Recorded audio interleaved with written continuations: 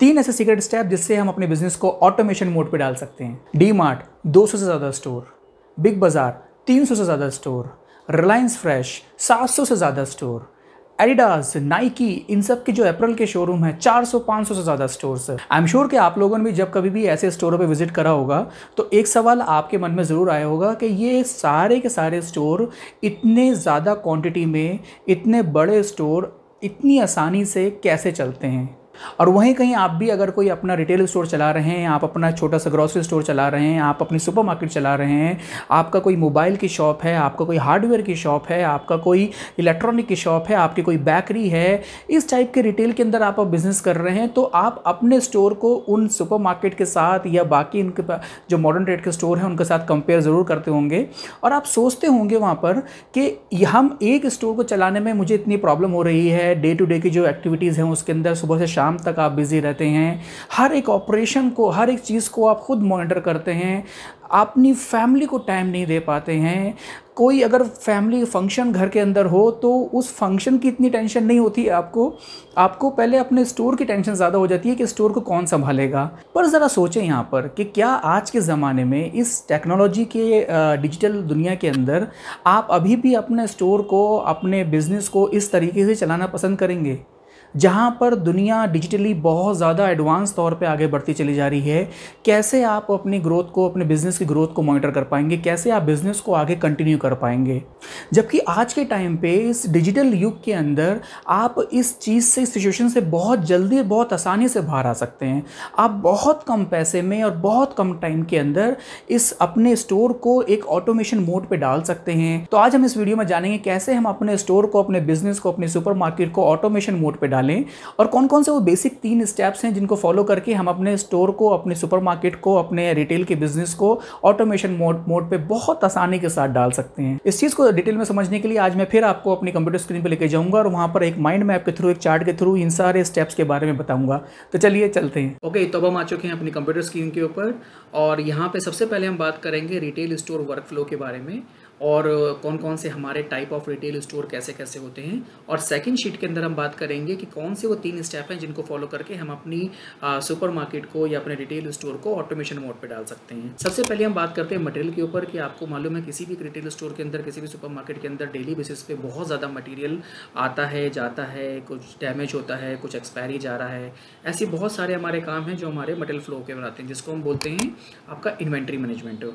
Inventory management के ऊपर किसी भी ऑनर की इस रिटेल स्टोर की सबसे ज़्यादा एनर्जी वेस्ट होती है। अगर आपका स्टोर ऑटोमेशन नहीं है तो आप मैनुअली बेसिस पे ही ऑर्डर को प्लेस कर रहे हैं अपने अंदाजे से या फिर एक रैंडम चेक के ऊपर। वेंडर मैनेजमेंट के ऊपर आप बहुत ज़्यादा अपनी एनर्जी वेस्ट करते हैं कि कौन वेंडर ला रहा है, कौन नहीं ला रहा है, कौन कब ला रहा है, किस रेट पे दे रहा है, किस रेट पे नहीं दे रहा है, कितनी क्वांटिटी में आपको मटेरियल चाहिए, उसका कुछ प्रोडक्ट अगर पहले एक्सपायरी हो चुका है वो वापस गया है या नहीं गया है, कितना मार्जिन है, इन सब चीज़ों के ऊपर आप सुबह से शाम तक अपना काम लगाते रहते हैं। मटेरियल डिटेल के ऊपर कौन सा मटेरियल चाहिए, कौन सा मटेरियल नहीं चाहिए, कौन सा मटेरियल मार्केट में चल रहा है, कौन सा मटेरियल कस्टमर की बेसिकली रिक्वायरमेंट है, ये सब आप मैनुअली काम कर रहे हैं, जिसमें एक स्टोर ऑनर की सबसे ज़्यादा एनर्जी वेस्ट होती है।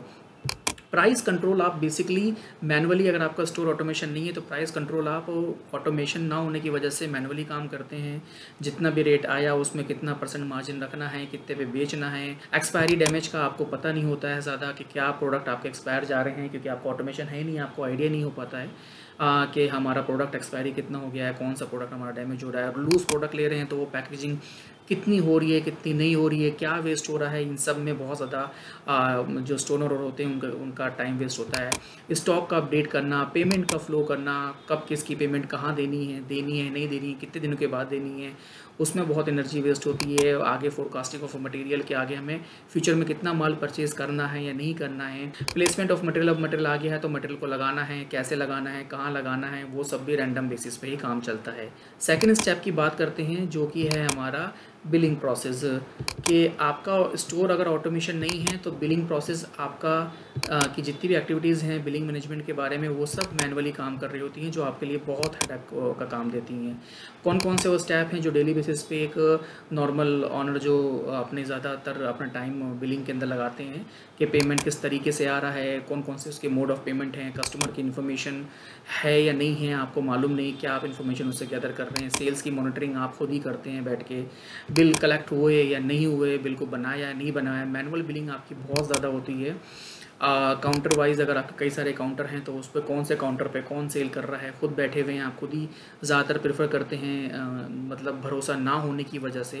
क्योंकि प्रोसेस नहीं है तो आप खुद ही अल्टीमेटली उन सब चीज़ों को काम करेंगे, फिर अपने आप को बहुत ज़्यादा प्रॉब्लम में इसमें फेस करनी पड़ती है आपको। टोटल सेल कितनी हो रही है ये सब मैनुअल बेसिस पे काम हो रहा होता है, एक्सपेंसेस कितने हो रहे हैं खुद ही आपको मैनेज करना पड़ता है, कोई फ्री प्रोडक्ट आया है तो वो कहाँ रखना है, कैसे रखना है, दिया भी है किसी कस्टमर को नहीं दिया है, कौन सा प्रोडक्ट कहाँ पे चोरी हो रहा है, किसी की कोई डिटेल रखना बहुत मुश्किल हो जाता है। कैश डिनोमिनेशन पैसा आ रहा है खुद ही बैठे काउंट कर रहे हैं, उसे लिख रहे हैं, उस हिसाब से बैंक में जमा करवा रहे हैं। ये सारी ऐसी वो एक्टिविटी हैं बिलिंग के अंदर जो एक ऑनर जो है ऑटोमेशन पे ना होने की वजह से खुद ही इसके अंदर सारे काम करते रहते हैं। थर्ड स्टेप जो है जिसको हम बोलते हैं बैंकिंग और कैश फ्लो, क्योंकि बैंकिंग के भी सारे काम खुद ही देखने पड़ते हैं और उसके अंदर बैंकिंग कैश मैनेजमेंट के अंदर बेसिकली कौन कौन से वो स्टेप हैं जो ऑनर अल्टीमेटली खुद करते हैं। डेली बेसिस पे जो कैश का सर्कुलेशन है उसको चेक करना, उसे रखना, कैश को सबमिट करवाना, कैश को बेसिकली बैंक के अंदर डिपॉजिट करना, खुद जाना, खुद उसको काउंट करके देना, वहाँ से रिसिप्ट को लाना, फिर मेंटेन करना, कभी आपको चेक करना है कि किसी का चेक गया है, किसका चेक नहीं गया है, किसी की पेमेंट हुई है नहीं हुई है, तो वही पुराने स्टाइल में जो बुक्स होती हैं, रजिस्टर होते हैं, उन सब पे सब हिसाब किताब चल रहा होता है। काफ़ी ज़्यादा एनर्जी इन सब प्रोसेस के अंदर एक स्टोर ऑनर की ऑटोमेशन ना होने की वजह से बर्बाद होती है। नेक्स्ट स्टेप के ऊपर हम बात करते हैं जिसको हम बोलते हैं आपका मैन पावर मैनेजमेंट, क्योंकि अब आपके पास कोई ऑटोमेशन प्रोसेस नहीं है तो जितनी भी मैन पावर है वो पूरा मैन पावर को मैनेज करने का काम स्टोर ऑनर का होता है। इसलिए उनकी बहुत ज़्यादा टेंशन इसमें रहती है कि अगर वो स्टोर से हट गए कुछ टाइम के लिए तो मैन पावर ही स्टोर को चला पाएगी नहीं चला पाएगी, कैसे हैंडल करेगी, कोई सामान कहीं से कुछ लेके चला गया तो कौन उसका ज़िम्मेदार होगा, कौन सा एम्प्लॉई है उसकी क्या इन्फॉर्मेशन आपने लेके रख रखी, क्योंकि आपके पास कोई एचआर का मॉडल तो है नहीं जहाँ पर आपने उसका पूरा डाटा लेके रख रखा है। कुछ अगर प्रॉब्लम है जिसको आप इंक्वायरी करा सकते हैं, किसकी क्या रोल्स एंड रिस्पॉन्सिबिलिटी है कोई पार्टिकुलर फिक्स नहीं होता है। आप आज किसी एम्प्लॉय से कुछ काम करवा रहे हैं, कल कुछ काम करवा रहे हैं, तो उसकी वजह से आपके ऊपर बहुत ज़्यादा टेंशन बनी रहती है। अटेंडेंस वगैरह कुछ पता होता नहीं है, कौन कब आ रहा है, कौन कितनी छुट्टी कर रहा है, सैलरी किसको कितनी देनी है, ये सब जो प्रोसेसेस हैं वो आपको मैनुअल बेसिस पे ही कर रहे हैं। उसके रिपोर्टिंग स्ट्रक्चर सब के सब आप ही को रिपोर्ट कर रहे हैं, अगर आप ही नहीं हैं तो वो सब फिर कल किसको रिपोर्ट करेंगे और आपका स्टोर कैसे चलेगा। ये सब प्रॉब्लम में आपके डेली बेसिस की एक स्टोर ओनर की ऑपरेशन ऑटोमेशन ना होने की वजह से सारी एनर्जी इन सब के ऊपर वेस्ट होती है। लास्ट जो प्रोसेस है आपका रिटेल स्टोर वर्क फ्लो का, और जिसको हम बोलते हैं कस्टमर सपोर्ट, मतलब कि कस्टमर मैनेजमेंट। कस्टमर मैनेजमेंट में भी सेम वही कंडीशन है कि कस्टमर की डिटेल, मतलब क्या होता है बेसिकली कि अगर आप खुद स्टोर पे बैठे हैं या खुद ही कैश काउंटर पे बैठे हैं एज अ ओनर, तो आपका फेस वैल्यू पे ही कस्टमर आपको कहीं पसंद कर रहा है। आपको ऐसा लगता है कि मैं बैठा हूँ तो कस्टमर मेरा फेस देख के मटेरियल लेके जाते हैं, मैं नहीं हूँगा तो फिर बाकी से मटेरियल नहीं लेंगे। ये ऐसे बहुत सारे प्रॉब्लम हैं। आप कस्टमर को, मतलब आपके पास कोई ऐसा डाटा ही नहीं होता है कि आपको ये कोई पूछा जाए कि आपके ठीक है टॉप कस्टमर कौन से हैं, आपको नहीं पता होगा। कौन से ऐसे कस्टमर हैं जो आपके पास बहुत कम आ रहे हैं, एक दो बार आ रहे हैं, आपको मालूम ही नहीं होगा। कस्टमर की जो परचेजिंग हिस्ट्री है कि कस्टमर ने कब क्या परचेज़ करा, उसको क्या बेसिकली प्रोडक्ट चाहिए, क्या आप उसको प्रमोट कर सकते हैं, ऑटोमेशन ना होने की वजह से आपको पता नहीं होता। और अगर वो है भी तो फिर आप वो खुद ही मैनुअल बेसिस पे आपके माइंड में है और आप ही उसे हल कर पा रहे हैं। कल आप अगर स्टोर पे नहीं होंगे तो दूसरे बंदे को मालूम ही नहीं है, वो उसको दे नहीं पाएगा, फिर उसको से कस्टमर आपके टूटने लगते हैं। अलर्ट मैसेज वगैरह कुछ आपके प्रोसेस बन नहीं पाते हैं। और इन सब एक्टिविटी के अंदर, चाहे वो मटेरियल फ्लो हो, बिलिंग प्रोसेस हो, कैश का फ्लो हो, या मैन पावर का मैनेजमेंट हो, या कस्टमर मैनेजमेंट हो, ये सारे के सारे काम जो रिटेल स्टोर का वर्क फ्लो के अंदर आता है, ये सारे काम एक स्टोर ऑनर खुद ही कर रहा होता है। तो क्विकली अब हम देख लेते हैं कि हमारे रिटेल स्टोर के कौन कौन से टाइप्स होते हैं, कौन कौन से ऐसे स्टोर्स होते हैं जहाँ पर हम ये सब प्रॉब्लम आमतौर से फेस करते हैं, जिसमें से आती हैं आपकी सुपर मार्केट्स, आपके ग्रोसरी स्टोर, आपके जो किराना स्टोर्स होते हैं, छोटे छोटे स्टोर्स होते हैं, वहाँ पर मोस्टली जो ऑनर्स होते हैं वो ये सब प्रॉब्लम फेस करते हैं। आपकी हार्डवेयर की शॉप्स जो होती हैं वहाँ पर ये सब प्रॉब्लम बहुत जो उनके ऑनर हैं वो फेस करते हैं। अप्रैल के जो स्टोर्स होते हैं, कपड़े के जो शोरूम्स होते हैं, मेडिकल स्टोर हो गया, आपके इलेक्ट्रॉनिक स्टोर्स हो गए, आपके मोबाइल शॉप्स हो, मोबाइल के स्टोर्स हो गए, डिस्ट्रीब्यूशन का नेटवर्क अगर आपके पास है तो वहाँ पे अगर आपने ऑटोमेशन नहीं कर रखा है तो आपके बिना वो चल ही नहीं सकता है। फुटवेयर का स्टोर्स हो गया, किड्स के स्टोर्स हो गए और ऐसे बहुत सारे स्टोर। रिटेल स्टोर का मतलब देखिए बेसिकली ये होता है कि आपने एक कंपनी से प्रोडक्ट लिया और आप उसे दूसरे एक जो कंज्यूमर है आप उसको बेच रहे हैं, मतलब मैन्युफैक्चर से प्रोडक्ट लिया और आप कंज्यूमर को दे रहे हैं। तो ऐसा कोई भी प्रोडक्ट जो आप किसी मैन्युफैक्चर से लेकर कंज्यूमर को दे रहे हैं वो सारा रिटेल स्टोर के अंदर आता है। तो बात करते हैं कौन से वो 3 स्टेप हैं जिनको हमें फॉलो करके जितनी भी प्रॉब्लम हमने अभी बात करी हैं जो डेली बेसिस पे जो स्टोर ऑनर्स हैं फेस कर रहे हैं, तो कौन से ऐसे 3 स्टेप हैं जिनको फॉलो करके इन सारी प्रॉब्लम से हम छुटकारा पा सकते हैं और अपने स्टोर को, अपने रिटेल स्टोर को, अपनी सुपर मार्केट को हम ऑटोमेशन मोड पे डाल सकते हैं। पहला स्टेप जो ऑटोमेशन प्रोसेस को डालने के लिए आता है जिसको हम बोलते हैं वो है सॉफ्टवेयर। सॉफ्टवेयर के ऊपर मैंने एक लास्ट वीडियो बनाई है जिसके अंदर मैंने डिटेल में ये बताया है कि सॉफ्टवेयर हमको कैसे चूज़ करना चाहिए। उसकी बेसिक इन्फॉर्मेशन के बारे में आज हम यहाँ बात नहीं करेंगे, लेकिन सॉफ्टवेयर आपको कैसे हेल्प करेगा इन सब चीज़ों के बारे में हम उस चीज़ के ऊपर यहाँ पर ज़रा सा मैं आपको हाईलाइट करता हूँ। आपकी इन्वेंट्री को प्रॉपर आपका सॉफ्टवेयर मैनेज कर लेगा, कब किस सामान कहाँ पे, किस वैल्यू में, किस प्राइस के ऊपर, किस रेट में, किस क्वांटिटी में लेना है, बेचना है, वो सारी चीज़ें डिटेल में जो मैंने अपने सॉफ्टवेयर वाली वीडियो में बताई है वो सब सॉफ्टवेयर बहुत आसानी से इस सब चीज़ों को हैंडल कर लेता है। सेकंड जो पॉइंट है वो इससे भी ज़्यादा इंपॉर्टेंट है क्योंकि ये बहुत जगह देखा गया है कि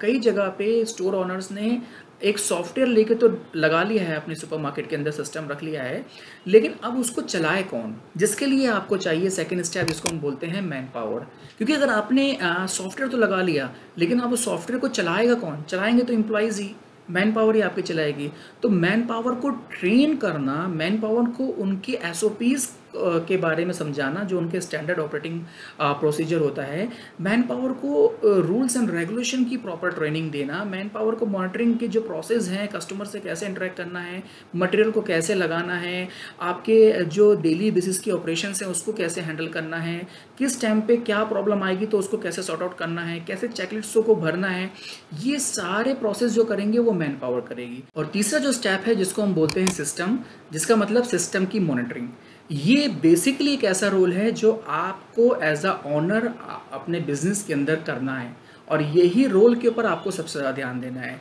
जनरली क्या होता है कि जितने भी ऑनर्स होते हैं वो सबसे ज़्यादा फोकस अपना कहाँ पर लगाते हैं,